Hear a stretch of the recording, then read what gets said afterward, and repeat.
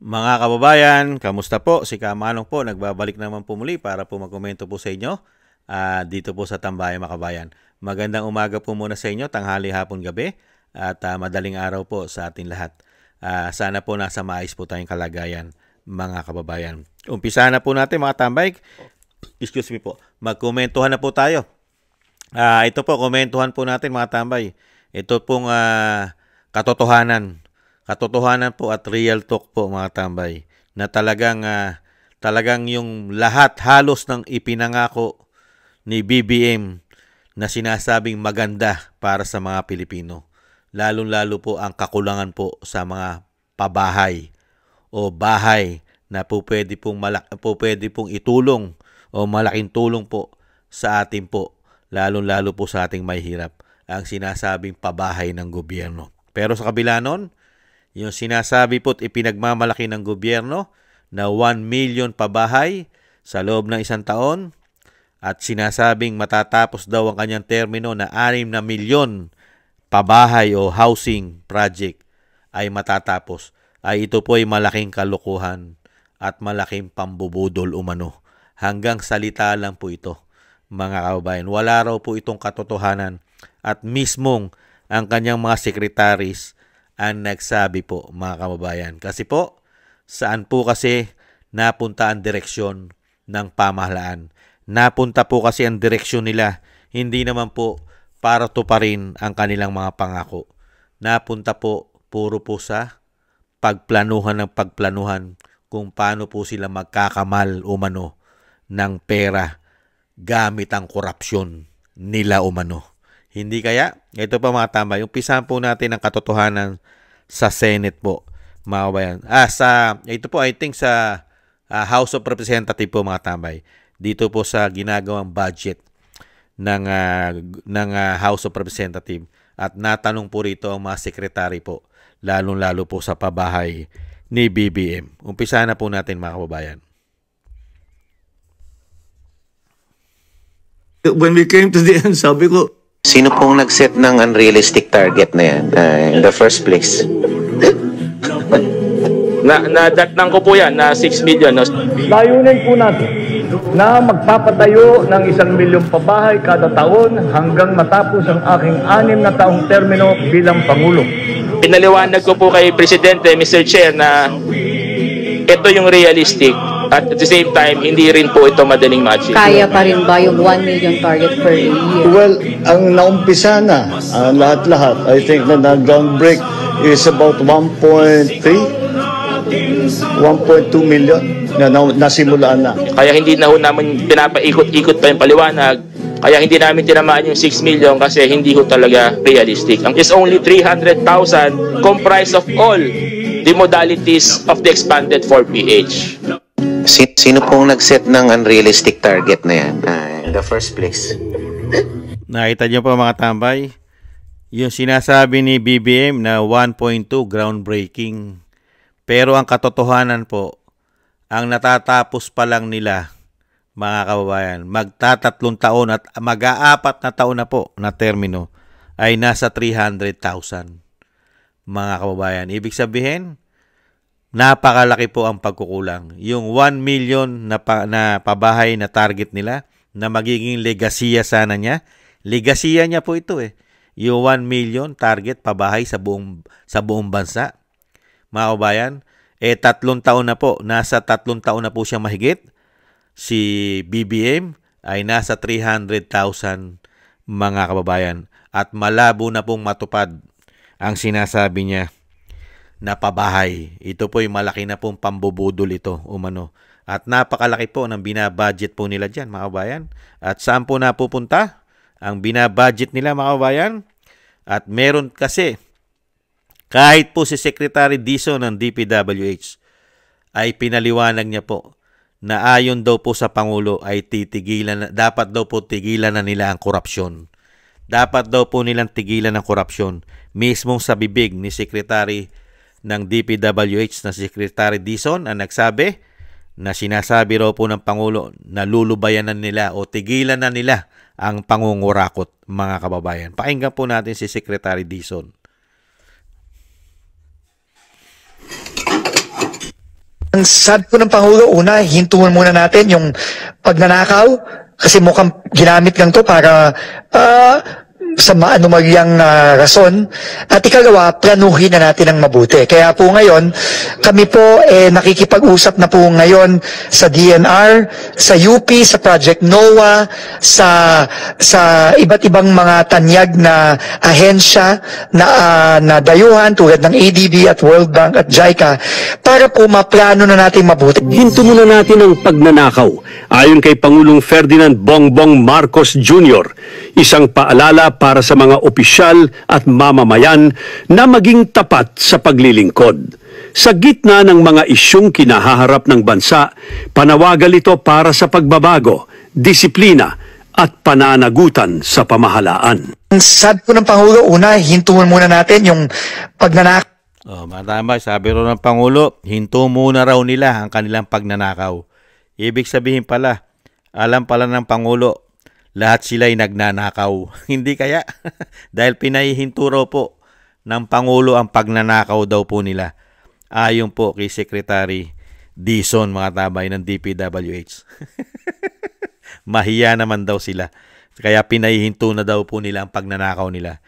Kaya yan po ang nagiging trabaho po nila, mga kabayan.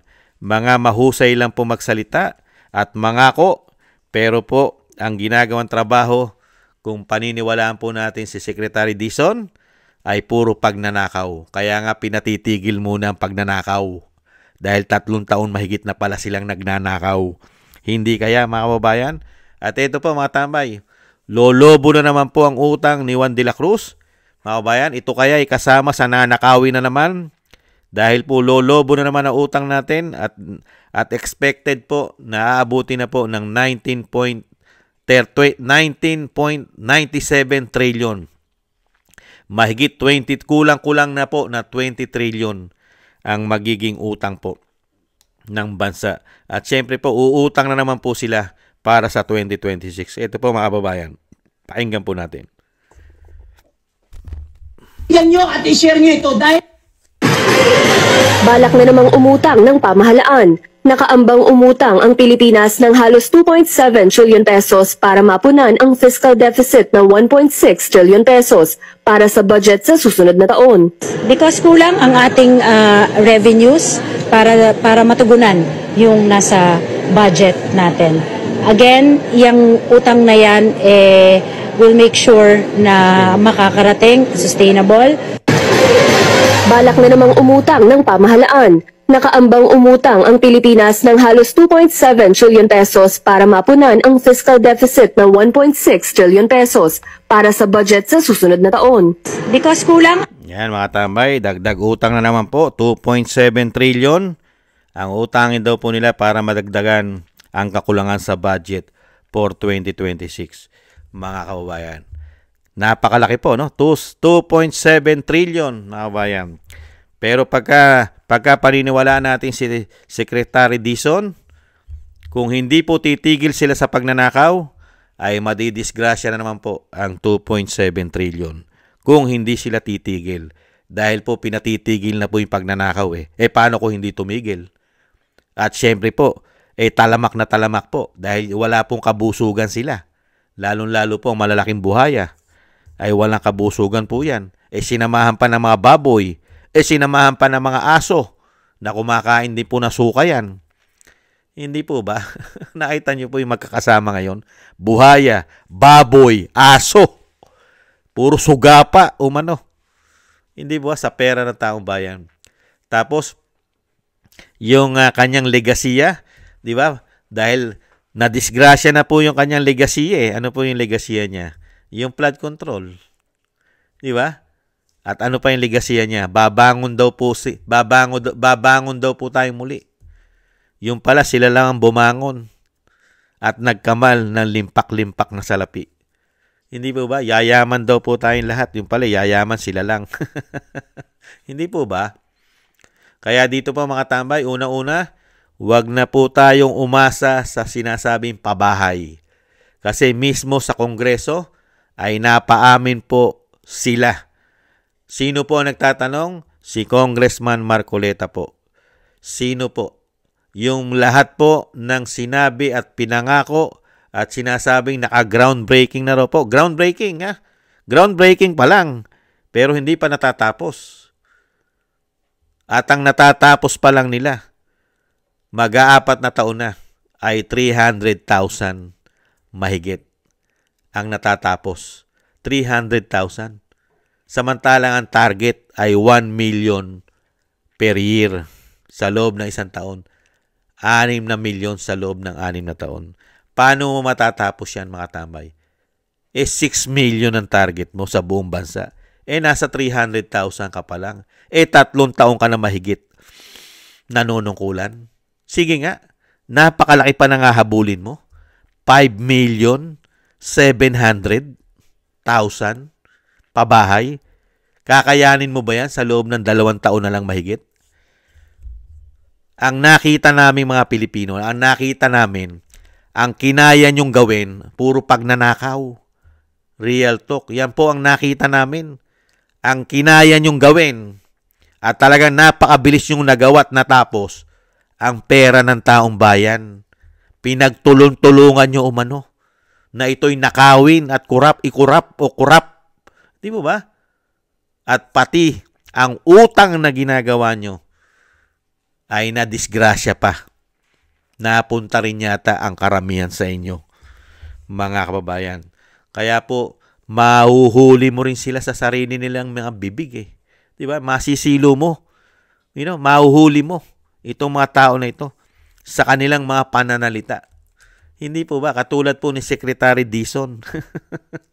Pinagbilinan daw po ng Pangulo, kabilin-bilinan ng Pangulo niya. Natigilan na raw po nila magnakaw. Di ibig sabihin, lahat ng pera natin, karamihan ay ninanakaw nila. Hindi ba? At may papasok na naman po na bago na naman pong pera. Matatapos na naman po ang taon. Mga kabayan, matatapos na naman po. Isang buwan na lang mahigit. Tapos na naman. Nobyembre na po tayo ngayon. Mga kabayan, napakabilis ng panahon. Tapos na po at nakurap na po nila halos ang pera ng 2025. Umano, papasok na naman po ang bagong korupsyon para sa 2026. Ganyan po katindi ang administrasyong ito. Samantalang ang mga achievement ay wala kang makikitang achievement na mga hindot na ito. Umano. Pero meron naman po sinabi naman po diyan yung pinapasinungalingan naman po yan, di ba? Noon Malacanang. Lahat po na inutang nila. Kasi nung nakaraan po, nagsinungaling na po ang Malacanang dyan eh. Sinasabi po nila kung saan daw po napupunta ang inutang nung una. Nung panahon po kasi ng March, nalaki na po utang natin nung March eh. Nasa 17 trillion na po. At nakautang na po sila ng 4 trillion. Nung March. Nung March po, itong nakaraang March natin, nasa 4 trillion na po ang nautang po nila. Tapos ngayon, mangungutang na naman po sila na another 2.7 trillion. Di ibig sabihin, makakautang na po sila na hindi bababa sa 6 trillion mahigit na wala pong pinatunguhan. Pero meron naman po diyan sinabi ang Malacanang, lalong-lalo po yung si garbage in, garbage out na tinatawag ng Vice President.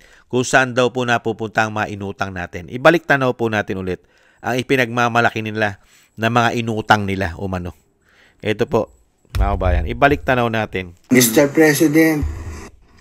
Ma'am, this is a question on the national debt. Dalawang bahagi po yung tanong. As of end March 2025, nasa close to 17 trillion na pong utang ng bansa. Ito is 62% ng debt to GDP ratio. Of the more than 4 trillion borrowed under the Marcos administration, can we account where it largely went? And is a 62% debt to GDP ratio still within what can be considered healthy? Ito po ay ginamit sa mga growth-enhancing investments tulad ng infrastructure, education, agriculture, health, at social services. Makikita po natin kung ano ang mga tinulong ng Pangulo at ng pamahalaan sa mga farmers natin, sa mga mangingisda po natin. Pati po itong pagpapataas din po ng mga ayuda at tulong sa ating mga kababayan. Makikita niyo po yan. At ito po ayon sa ating DOF, Department of Finance, ay sustainable. Nasa sustainable level po tayo. At dahil po ang 70% po ang international threshold for the debt to GDP ratio. So, nandun pa po tayo dahil sabi nyo nga po, nung nakaraang taon, nasa 60.2, kung di ako nagkakamali, 60.7%, pero ngayon mukhang tumaas ng konti. 62%. But still, nandun pa rin po tayo sa range. It's supposed to be below 70%.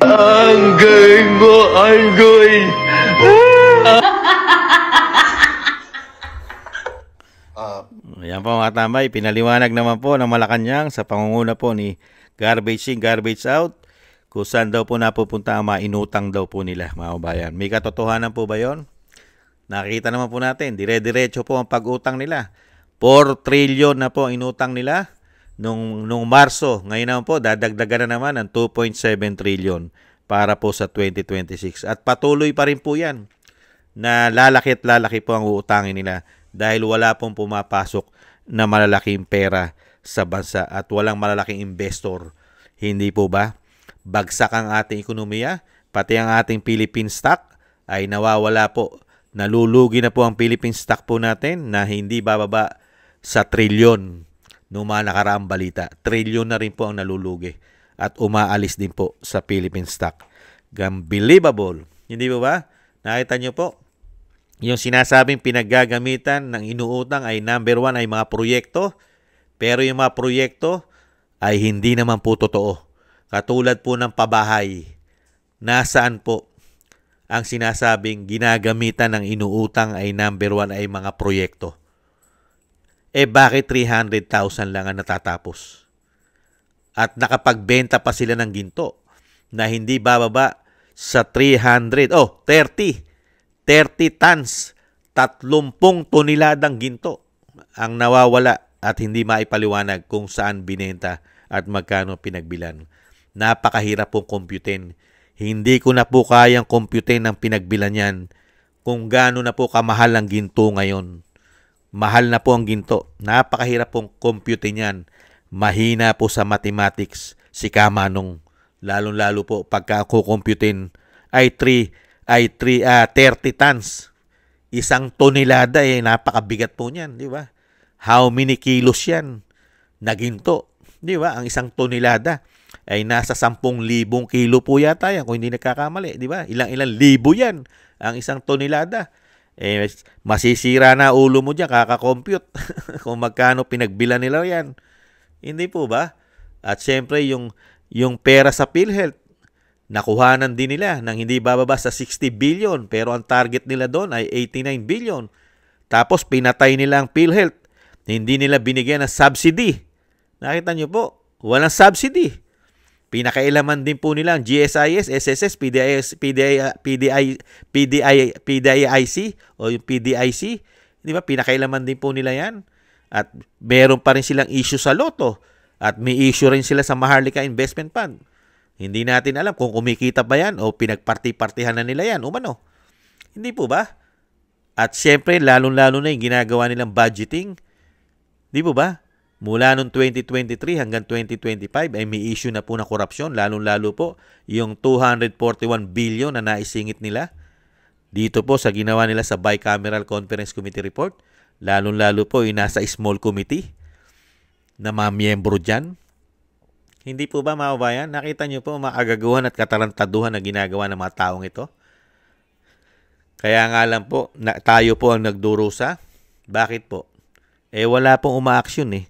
Tayo lang po ang umaaksyon. Tayo lang po ang nagsasalita. Tayo lang po ang gigil na sila ay tama na, tapos na, wag na sana ituloy nila. Wakasan na, palitan na. Pero tayo, wala tayong suporta. Yung inaasahan natin na susuporta sa atin na lingkod bayan na tayo sila ipoproteksyonan tayo nila. Poproteksyonan nila ang taong bayan katulad po ng mga men in uniform, mga general na tayo ang nagpaaral, tayo nagpapasweldo, tayo nagpapakain.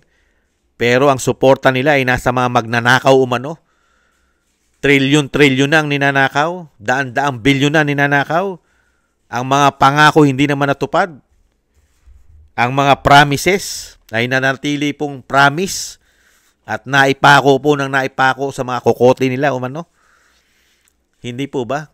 Puro kawalang hiyaan na nangyari po sa pinagagawa nila at ipagmamalaki sa atin pagka sila'y lumalabas ng bansa. Isang damukal na biyahe, ano sasabihin? Marami raw pumapasok na investor. Marami raw po kasi nag-pledge. Ano po ba yung pledge? Di po ba pangako yun? Pledge. Nangangako pa lang. Hindi naman to pwede naman, hindi to pa rin. Katulad po ngayon, nangako raw po ang Korea, lalong-lalo ang Samsung, na mag-i-invest daw po sa ating bansa na hindi bababa sa 50 billion. Pangako pa lang. Pledge. Pangako. Nangangako pa lang. Hindi pa tinutupad. Pero proud ka na. Intayin mo pag dumating na. Pagka talaga nahandyan na sa Pilipinas. Hindi ba? Mga pledging pa lang yan Mga bayan, mga pangako pa lang yan. Hindi pa totoo yan. Hindi ba?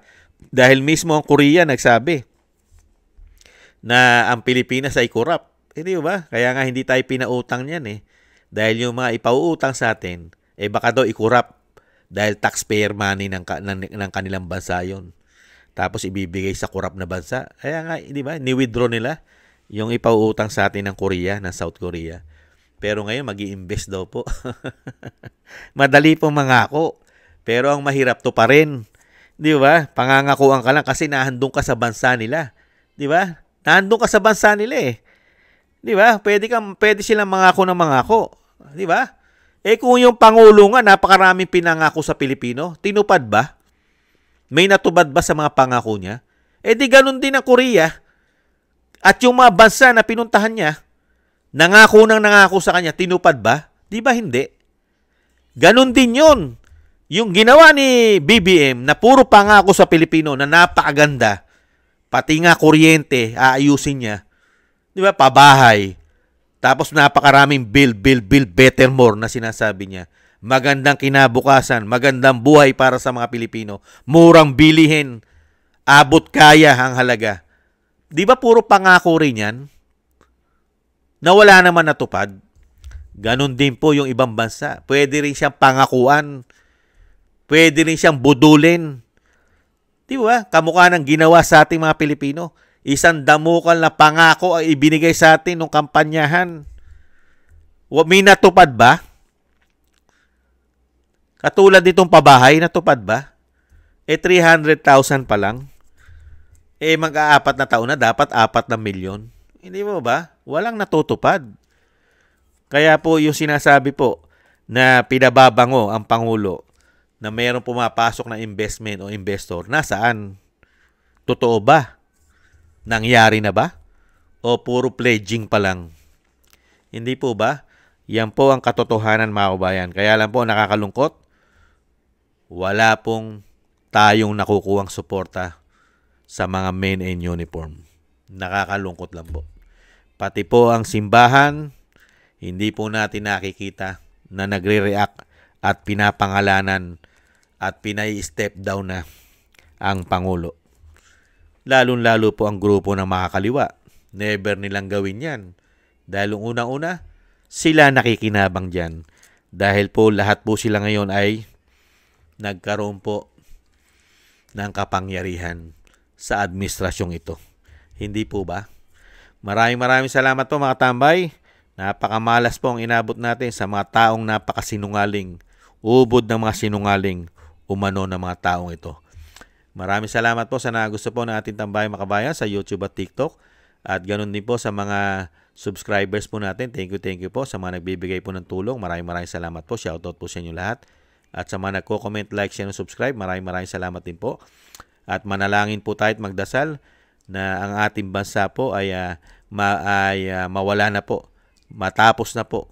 At talagang tuluyan na po sana hanggat sa mabilis na pagkakataon ay sana'y katigan po tayo ng may kapal na mawakasan na po ang kademonyohan at kawalanghiyaan at pagnanakaw ng mga taong ito na nagpapahirap sa ating bansa. Sana po ay dinggin po ang ating mga panalangin, mga kababayan.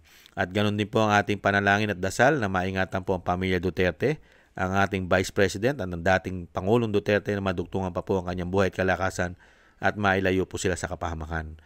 Maraming salamat po sa mga dasal. At magdasal din po tayo sa ating mga pag-iingat at pag-iingat po ng ating buong sambayanan. Maraming salamat po mga tambay. Tiis-tiis lang po. Paalam. Bye-bye.